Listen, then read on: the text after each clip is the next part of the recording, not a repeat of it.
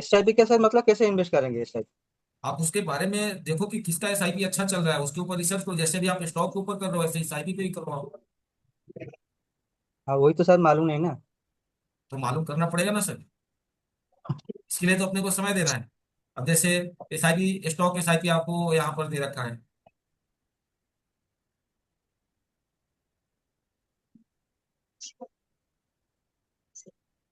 मैं एसआईपी का जो आप पूछ रहे हो, जी इसका एक शॉर्ट में ब्रीफ कल आपको मैं करके दे दूंगा।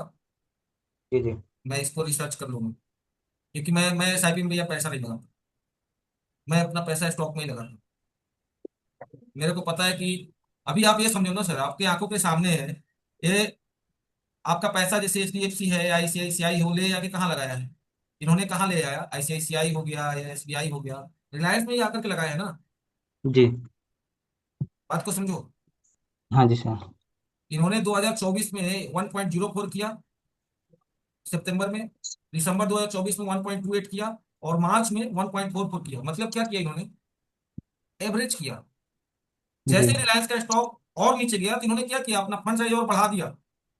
जी जी तो आप ही इनका सिर्फ कुछ मत करो, इन्हीं का कॉपी करो ना सर लाइफ में। जो हमसे जी बड़े हैं, जो हमसे एक्सपीरियंस, उनका सिर्फ कॉपी करें अपने लाइफ में, तब भी हम पैसा बना लेंगे। हमको स्मार्टली यही चीज तो स्मार्टली इस्तेमाल करना है। जी यहां से समझ में आया ना? ये आईसीआईसीआई ने क्या किया? सितंबर जी 2024 में रिलायंस में लाके पैसा डाला, जी जी 1.04। मार्केट दिसंबर 2024 में नीचे आ गए, उन्होंने क्या किया? एवरेज कर दिया, उसको 1.28 कर दिया। 2025 में और उसमें एवरेज बढ़ा दिया अपना फंड से। जी तो ये हुआ स्मार्टनेस। क्यों इतना कॉन्फिडेंस? उसको पता है कि रिलायंस कंपनी कभी नुकसान दे जाएगी, तुम्हारा इंडिया क्रैश हो जाएगा भैया। इंडिया हमारा डिस्टर्ब हो जाएगा एक पल के लिए।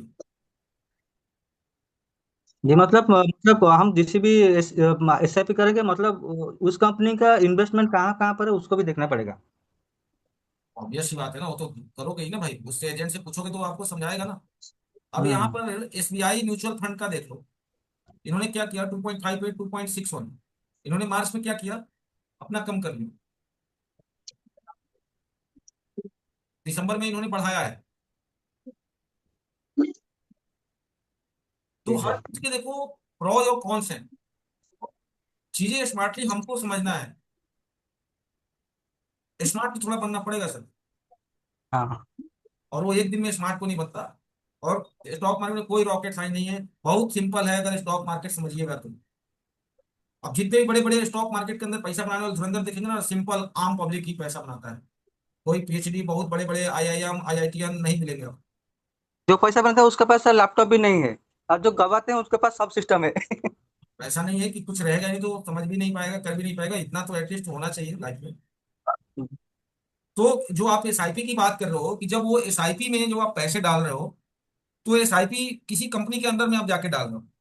उस जी जी सर। कंपनी के अंदर इंप्लॉई हैं, उनके अंदर रिसर्च करने वाले रिसर्चर बैठे हैं, वो भी पैसा लेते हैं, जिसको हम लोग जी रिसर्च एनालिस्ट बोलते हैं। तो कंपनी आप ही के पैसे से वो कट करके उनको देता है, जो कि एक सर्विस टैक्स देता है।